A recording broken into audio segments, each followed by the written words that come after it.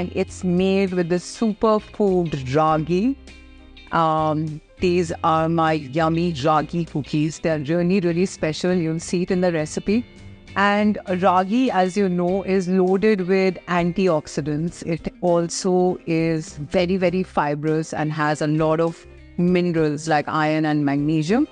So include this in your diet and make yummy, yummy recipes with it. And what I'm going to do for this recipe, first of all, I am going to freshly grind this ragi into flour and then make my cookies. So without much ado, let's get started.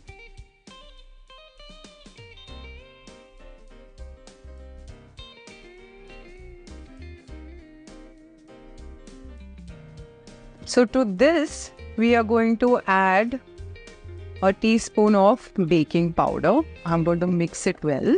Now in a separate bowl, sugar and butter. I'm going to add ragi flour.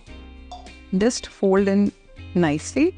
Walnut in the center.